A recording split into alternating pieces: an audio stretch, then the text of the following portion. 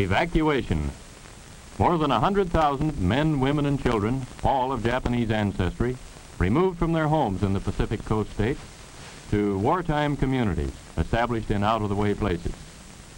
Their evacuation did not imply individual disloyalty, but was ordered to reduce a military hazard at a time when danger of invasion was great. 2/3 of the evacuees are American citizens by right of birth. The rest are their Japanese-born parents and grandparents. The people are not under suspicion. They are not prisoners. They are not internees. They are merely dislocated people, the unwounded casualties of war. The time, spring and summer of 1942. The place, 10 different relocation centers in unsettled parts of California, Arizona, Utah, Idaho, Wyoming, Colorado, and Arkansas. The relocation centers are supervised by the War Relocation Authority, which assumed responsibility for the people after they had been evacuated and cared for temporarily by the Army. A relocation center, housing from 7,000 to 18,000 people. Barrack-type buildings divided into compartments. 12 or 14 residence buildings to a block. Each block provided with a mess hall, bathhouse, laundry building, and recreation hall. About 300 people to a block. The entire community bounded by a wire fence and guarded by military police, symbols of the military nature of the evacuation. Each family, upon arrival at a relocation center, was assigned to a single-room compartment, about 20 by 25 feet. Barren, unattractive. A stove, a light bulb, cots, mattresses, and blankets. Those were the things provided by the government. The family's own furniture was in storage on the West Coast.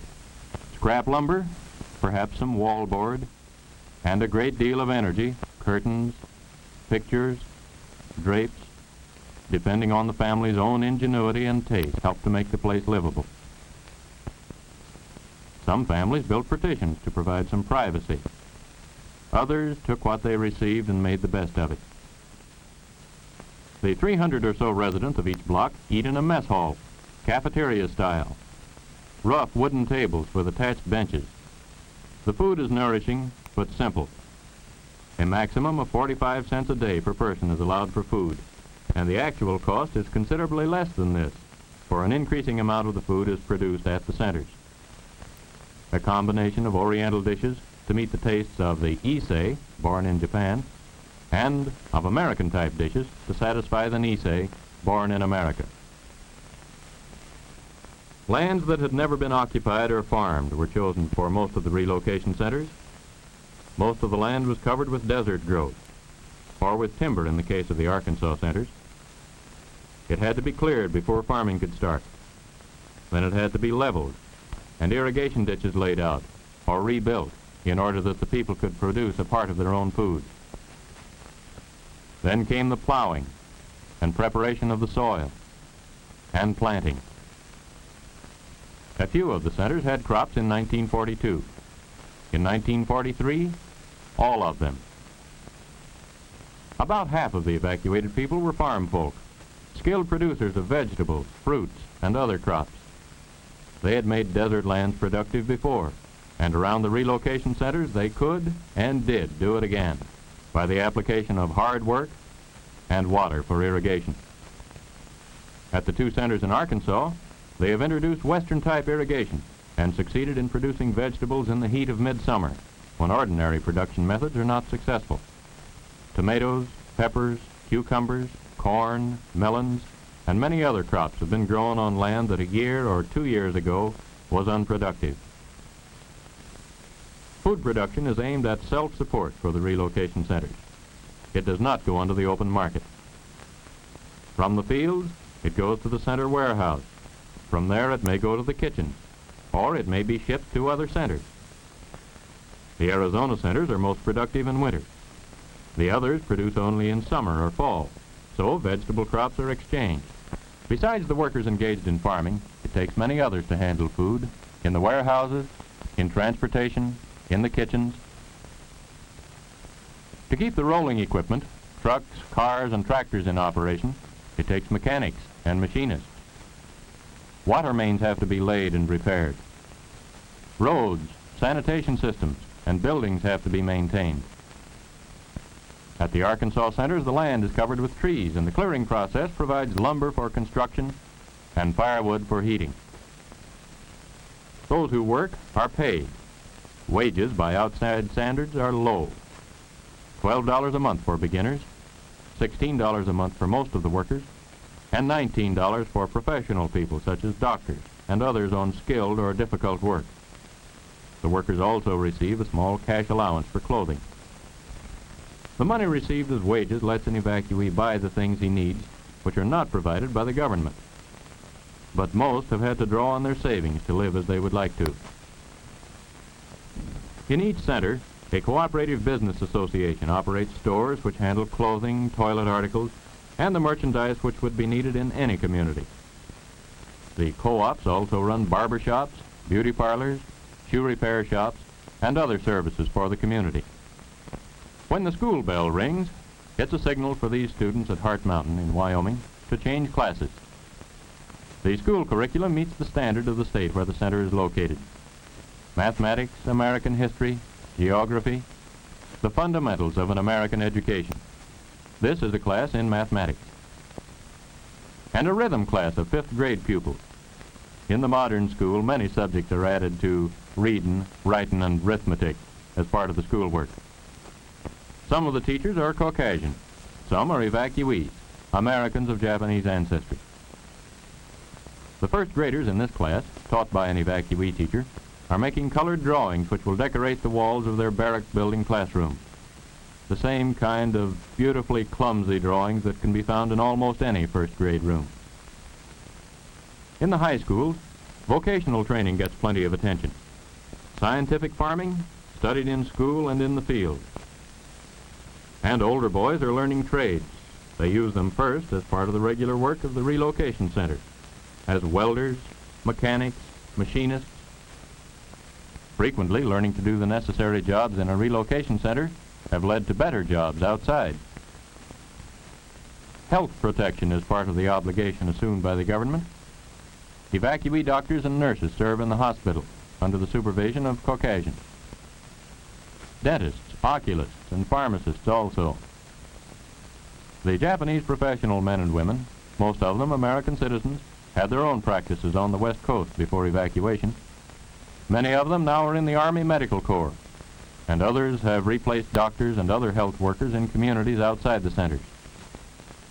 The health service in relocation centers, in proportion to population, is about like that of any other American community in wartime, barely adequate. The evacuees have a form of community self-government which aids the appointed officials in administration of the community. A community council of evacuees is elected to make rules and regulations. Anyone 18 years old or older is eligible to vote in the elections, which are carried on in the democratic manner. A judicial commission sits in judgment on minor offenses. Attorneys among the evacuees represent the prosecution and the defense. A serious crime would be tried in the regular courts outside the center. The crime rate among people of Japanese ancestry in the United States always has been extremely low, and this has proved to be the case in the centers. After working hours, over weekends, a relocation center is the scene of baseball and softball games by the dozen.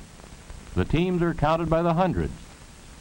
The evacuees have provided practically all of their own equipment, for little government money has been spent for strictly recreational purposes.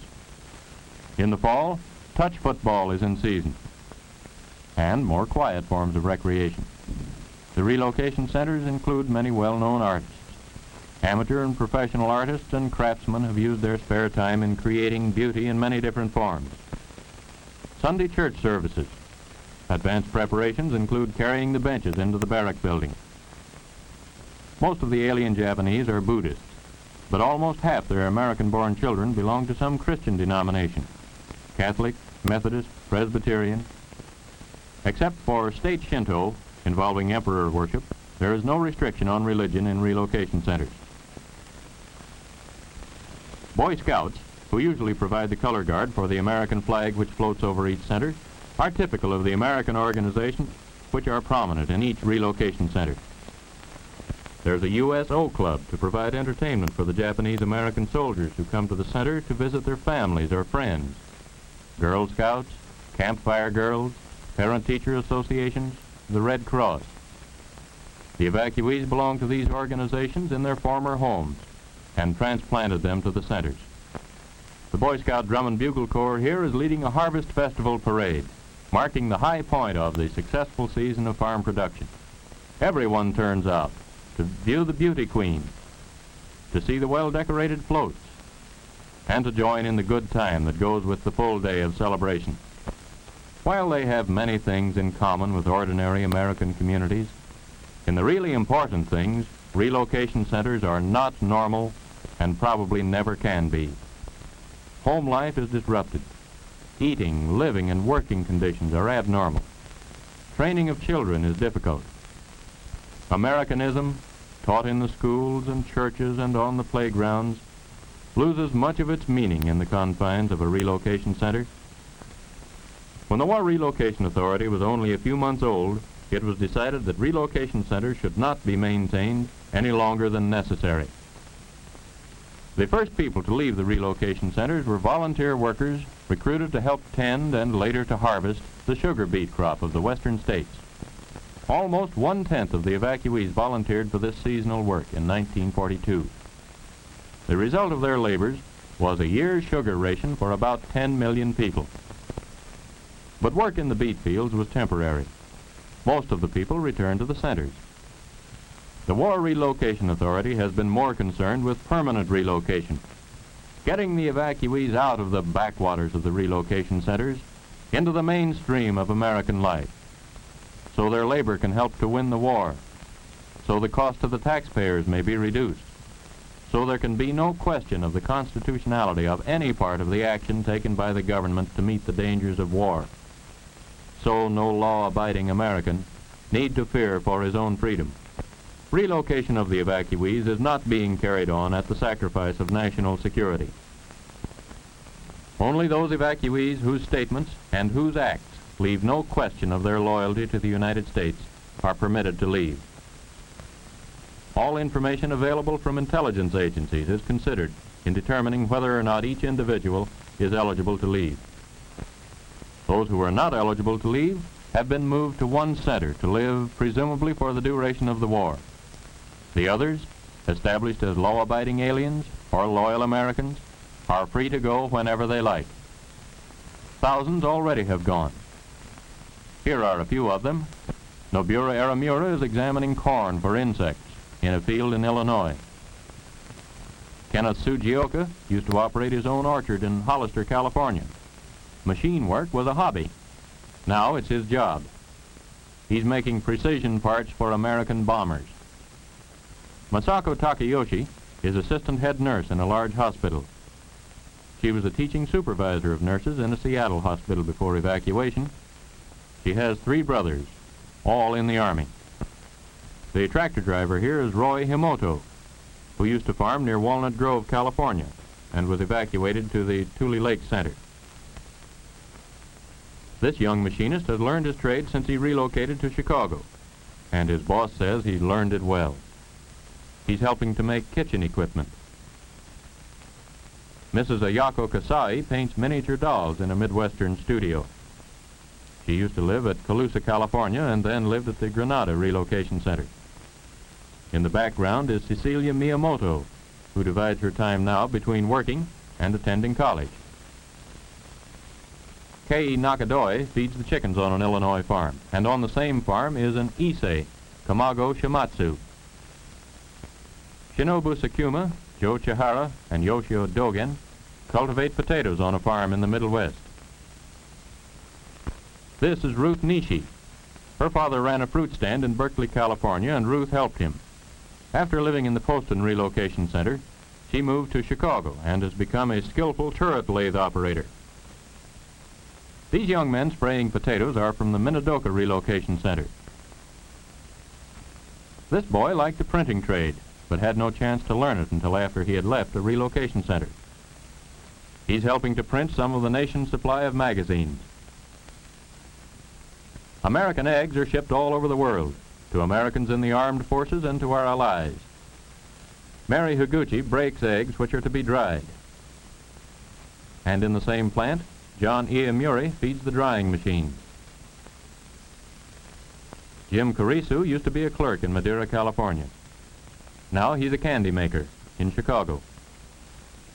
American flags, some of them for the armed forces, are turned out by Mrs. Yoshie Abe. She hopes that one of the flags she makes someday may be carried in triumph down the streets of Tokyo. The produce business in Watsonville, California, used to be home to these boys. Now they're in the produce business in Denver. Henry Ligoro used to be a farmer at Fresno, California. From the Jerome Relocation Center, he moved to the Middle West to make marshmallows. Threshing oats in the Middle West is a new experience to Tet Shiota, who used to grow vegetables near Venice, California. An artificial leg doesn't interfere with the way he handles a pitchfork.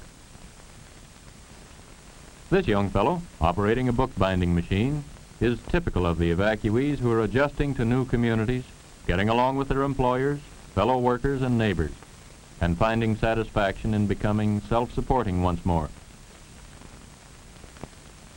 The Americanism of the great majority of America's Japanese finds its highest expression in the thousands who are in the United States Army.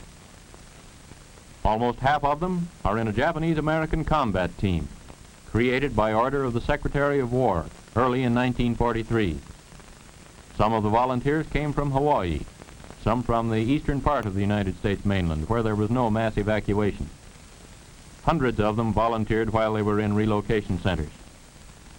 Volunteered to fight against the militarism and oppression of Japan and Germany. They know what they're fighting against, and they know what they're fighting for. Their country, and for the American ideals that are part of their upbringing. Democracy, freedom, equality of opportunity, regardless of race, creed, or ancestry.